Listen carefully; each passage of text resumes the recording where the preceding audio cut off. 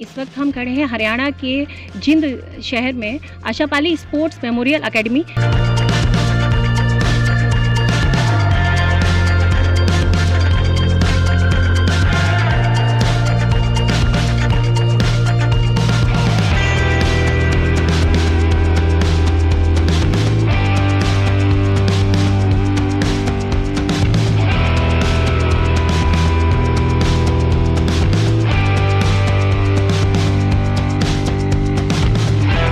दमखम के खेल की बात होती है और हम कबड्डी की बात करते हैं तो हमेशा एक गबरू जवान का चेहरा नज़र आता है।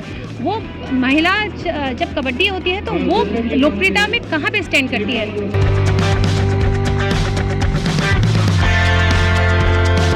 इस वक्त हम मौजूद हैं आशापाली एकेडमी में, जहाँ पे महिला कबड्डी चल रहा है। यहाँ पे अभी लंच का समय है। जो लोग कमेंट्री कर रहे थे वो यहाँ पे लंच करने आए हैं। आइए उनसे जान लेते हैं कि जब ऐसी कबड्डी का गेम चलता है महिलाओं का तो उनका क्या अनुभव है। दूसरा ये कि आप लोगों के बहुत बड़े एक्सपीरियंस है। इससे पहले भी बहुत सारे जो प्रतियोगिताएं होती हैं हरियाणा में। हरियाणा एक ऐसा प्रदेश है जहां से बहुत सारे रेसलर निकले हैं, पहलवान निकले हैं, एथलीट निकले हैं, जिन्होंने देश नहीं विदेशों में भी अपनी पहचान बनाई है। तो यहाँ पे जो लोग कमेंट्री कर रहे थे, लंच करने आए हैं, उनसे पूछते हैं कि आज का जो गेम है महिला कबड्डी वो दूसरे गेमों से कैसे डिफरेंट है। सर, कैसा अनुभव रहा जब आप महिला कबड्डी की एंकरिंग कर रहे हैं और जब आप और गेम की करते हैं? देखिए, हरियाणा प्रदेश में ऐसे कम ही अवसर होते हैं जब महिलाओं की स्पेशल महिलाओं की प्रतियोगिताएं वो भी इतने ऊंचे लेवल पर की जाती है। और मैं आपके टीवी चैनल को भी मैं बहुत बहुत बधाई देता हूं कि आपने ये फैसला लिया कि हम इसको कवरेज करेंगे। अन्यथा हरियाणा प्रदेश के अंदर केवल शो मैच के रूप में महिलाओं के मैच करवाए जाते थे, लेकिन 125 करोड़ की जनसंख्या रखने वाला हिंदुस्तान, जिसने महिलाओं को विशेष तौर पर बेटी बचाओ बेटी पढ़ाओ के अभियान को आगे बढ़ाया है, उसी के तहत आज यहाँ पर प्रतियोगिता चली है। बहुत अच्छा महसूस कर रहा हूँ और मैं अच्छा महसूस इसलिए कर रहा हूँ कि मेरे जो गुरुजी हैं जिनसे मैंने सीखा है बोलना, वो भी आज मेरे साथ इसी प्रतियोगिता को कवरेज करने के लिए आए हैं। माननीय मैं परिचय कराना चाहूँगा, सतपाल जी हैं जिनको चलता फिरता कंप्यूटर कहा जाता है। और मैडम जी, ये दूसरे जो मेरे गुरुजी हैं माननीय सुरेश कुमार जी, ये 2 in 1 के रूप में होते हैं, ऑफिशियल के साथ साथ कमेंटेटर भी हैं। माननीय सुरेश दलाल जी जींद जिला है इनका, ये भी जींद जिले से हैं। पैसे से अध्यापक हैं दोनों, फिजिकल एजुकेशन के अध्यापक हैं दोनों। बच्चों को शुरू से ही फिजिकल में इन्होंने ट्रेनिंग दी है। उसके बाद में यही वो 2 शख्स हैं जिन्होंने कबड्डी को आगे बढ़ाने के लिए अपना पूरा जीवन न्यौछावर किया है मैडम। चाहे सुरेश दलाल जी की बात हो, चाहे सतपाल जी की बात हो, इस दौरान बहुत सारी आलोचनाओं का भी सामना इन लोगों ने करना पड़ा। पूछ लेते हैं सर, आप लोग फिजिकल एजुकेशन देते हैं तो क्या लगता है कि लड़कियां अब हर फील्ड में आगे हैं? वैसे ही कबड्डी में कुछ पिछड़ापन दिखाई देता है, क्योंकि अगर प्रो कबड्डी लीग की बात करें तो वो लड़कों के लिए होती है, लड़कियों के लिए नहीं होती है। ऐसा जी, प्रो कबड्डी लीग में लड़कियों की ट्रायल बेस पे एक बार शुरू किया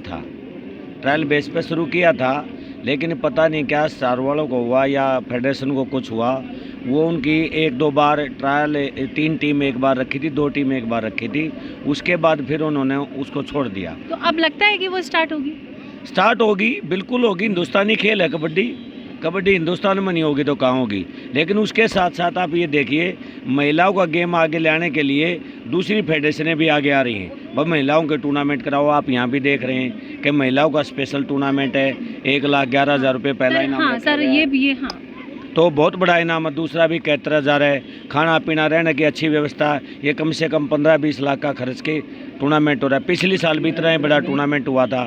तो यहाँ से निकल करके लोग जाएंगे, दूसरी जगह भी कराएंगे। हमारी बहनें पढ़ाई में आगे होती हैं, घर के काम में आगे होती हैं हमारी बहन बेटियाँ। हिंदुस्तान के लिए मेडल हमारी बहन बेटियाँ लेती हैं, पुरुष लोग सारे हार जाते हैं, बेटियाँ हिंदुस्तान की लाज बचाती है। तो एक दिन ये आएगा कि पुरुष से भी ज़्यादा महिला ज़्यादा कबड्डी खेलेंगी। बिल्कुल आएगा ये टाइम, एक दिन ज़रूर आएगा। सर, आप बताइए कि जो महिलाएं हैं वो किस तरीके से फिजिकली फिट रह सकती हैं अगर कबड्डी जैसे खेल खेले तो? पहले तो मैम आपका और आपके चैनल का यहाँ हरियाणा प्रदेश के जींद जिले के इस लजवाना गांव में स्वागत, अभिनंदन, अभिवादन। आप बहुत बढ़िया इस प्लेटफॉर्म को अपने टीवी चैनल के माध्यम से आप स्पॉन्स कर रहे हैं, आप इसको ऑर्गेनाइज कर रहे हैं। जैसे आपने कहा जी बेटियों को, आज हरियाणा प्रदेश किसी भी क्षेत्र में कम नहीं है, चाहे शिक्षा की बात है, चाहे सुरक्षा है, चाहे विज्ञान है, चाहे खेल का मैदान है। पीछे 2016 में रियो ओलंपिक हुआ, हिंदुस्तान के सभी पुरुष वर्ग के मेडल धराशायी हो गए थे। हरियाणा प्रदेश की बेटी साक्षी मलिक ने हिंदुस्तान की लाज बचाने का काम किया था, और जो हमारा बहन भाई का पवित्र रिश्ता, रक्षाबंधन के त्यौहार पर ब्रॉन्ज मेडल जीतने का काम किया। नियम के अनुसार 1 महीने के बाद जो हमारे पैरा ओलंपिक हो, तो उसमें भी दीपा मलिक हरियाणा प्रदेश की मलिक परिवार की बहू कह लीजिए, बेटी ने भी हिंदुस्तान के लिए मेडल जीतने का काम किया था। ये हमारी जो आशापाली स्पोर्ट्स मेमोरियल एकेडमी है, बेटियों के लिए बहुत बड़ी ये प्लेटफॉर्म इन्होंने दिया है, क्योंकि मैडम जी हरियाणा प्रदेश में नहीं, हिंदुस्तान में बहुत हीरे ऐसे उनको प्लेटफॉर्म नहीं मिलता, और वो वहीं पर बिल्कुल घुल मिल रहकर उनकी बिल्कुल परफॉर्मेंस ख़त्म हो जाती है। और ये मैं धन्यवाद करूँगा हमारे भाई दिनेश लाठर का, जो ग्रामीण अंचल में बसने वाले बच्चों के लिए और इसे बहुत बड़ा प्लेटफॉर्म इसे अपने क्षेत्र में देने का काम किया। आज आपने देखा भी होगा, सभी बिल्कुल, चाहे प्रो कबड्डी की बात है और चाहे वर्ल्ड कप की बात है, चाहे एशियाड की बात है, मैडम हिंदुस्तान का अपना इतिहास रहा। 1990 में चीन के बीजिंग में हमारे को एशियाड में मान्यता मिली थी, और 2000 गए, तो कोई बात नहीं, हार में जीत का विश्वास कर, कल तेरा होगा ये आस। सर, गीता बबीता यहाँ से निकली, बहुत नाम रोशन किया, तो अब लग रहा है कि कुछ ही सालों में ऐसे नए चेहरे देखने को मिलेंगे कबड्डी में भी। ऐसा जी बहुत चेहरे हैं। आज भी जैसे अभी सेफ गेम का कैंप लगा हुआ है, हमारे हरियाणा प्रदेश की 7 बच्चियाँ कैंप में, इंडिया कैंप में अभी सेफ गेम होना है। बांग्लादेश की टीम भी बांग्लादेश से भिवानी में प्रैक्टिस कर रही है, वो यहाँ पे अपनी पूरा टूर्नामेंट में खेल रही है। तो हरियाणा प्रदेश में कबड्डी का हब है जी। जैसे दूसरे प्रदेशों में कोई और गेम का होगा, हमारे यहाँ हरियाणा प्रदेश में कबड्डी के इतने बच्चे हैं और इतने प्रशिक्षक हैं, बस पूछो ही मत। और हरियाणा प्रदेश 60% पूरे भारत में अकेला कबड्डी खेलता है, 40% में सारा भारत रह जाता है। तो उसमें हम जो यहाँ पे खड़े हैं, या जैसे बड़े भाई साहब ने बताया, ग्रामीण अंचल का ये खेल है, और हमारी बेटियों को इस खेल के माध्यम से आगे ले जाया जाएगा, और इसी तरीके से आगे जाएगा। आज यहाँ टूर्नामेंट है, कहीं कल और होगा, परसों कहीं और होगा। आपने बहुत साल तक इसमें अपना काम कमेंट्री की है, लोगों से जुड़े रहे हैं, तो आपको लगता है कि सरकारें अगर सहयोग करती तो शायद और बड़ा प्लेटफॉर्म मिल सकता था?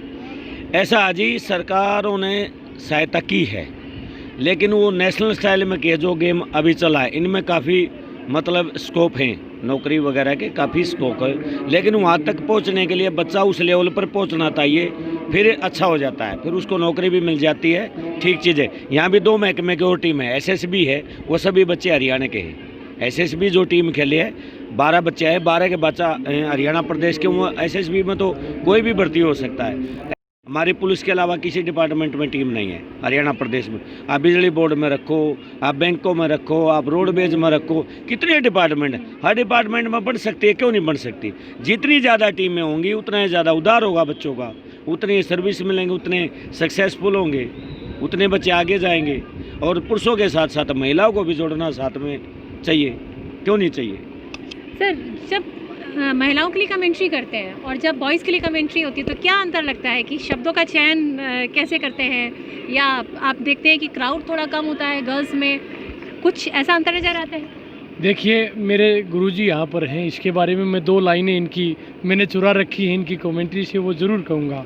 हम पैदा करते हैं बेटे, पैदा हो जाती हैं बेटियाँ, खाद पानी बेटों को लहरा जाती हैं बेटियाँ, हम पढ़ाते हैं बेटों को पढ़ जाती हैं बेटियाँ, और जब देश की आन बान शान का सवाल हो तो ओलंपिक तक मेडल लेकर आती हैं बेटियाँ, ओलंपिक तक मेडल लेकर आती हैं बेटियाँ। तो हमारी आज हम बेटा बेटी में कोई फ़र्क नहीं मानते।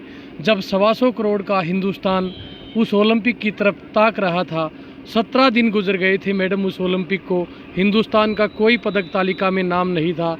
जब हरियाणा प्रदेश की उस बेटी ने, साक्षी मलिक ने अपने दांव से हिंदुस्तान की लाज बचाई, उसके बाद में पीवी सिंधु ने सिल्वर मेडल लिया। सोचिए मैडम जी, अगर ये 2 बेटियां गर्भ में मरवा दी गई होती तो हिंदुस्तान का क्या हादसा हुआ होता। मैं नमन करता हूं उन बेटियों को, और मैं नमन करता हूं उन माता पिताओं को जो अपनी बेटियों को दिल खोल करके खेल के क्षेत्र में डालते हैं और हिंदुस्तान का नाम रोशन करते हैं। मैं आपके चैनल के माध्यम से संदेश देना चाहूँगा, आज बेटा बेटी में कोई फ़र्क ना समझे। बेटी एक कुल को नहीं बल्कि 2 कुलों को रोशन करती है। बेटा केवल एक कुल को आगे बढ़ाता है, बेटी 2 कुलों को रोशन करती है। इसीलिए अपनी बेटियों को खेल के क्षेत्र में डालें।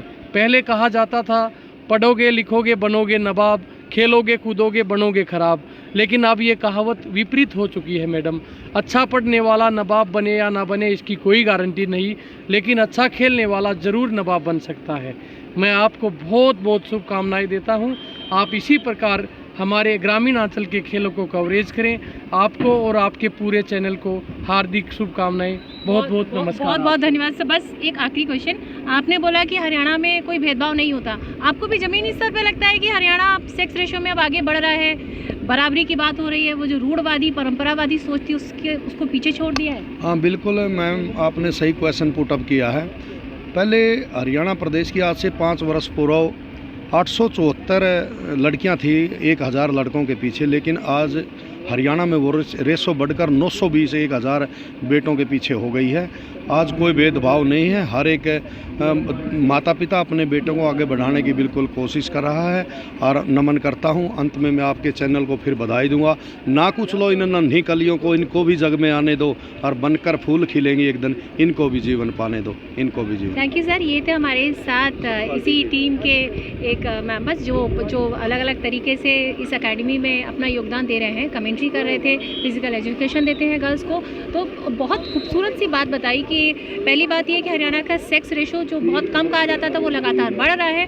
हम यहाँ पे आके खुद भी देखते हैं कि बहुत बड़ा जो हरियाणा में ऐसा लगता है, ऐसा माना जाता है कि थोड़ी दूरी बना के बात करते हैं, लड़के लड़कियों में भेदभाव किया जाता है, वो ज़मीनी स्तर पे नहीं दिखाई देता। बहुत बहुत धन्यवाद सर, बहुत खूबसूरत सा संदेश। हम चाहेंगे कि हमारा चैनल के जो लोग देख रहे हैं वो भी जाने समझें हरियाणा को। ऐसे ही हमारी टीम निकल पड़ी है हरियाणा को जानने समझने के लिए। आप देखते रहिए बिंदास पोल। मैं राकेश के साथ नंदिनी सिंह।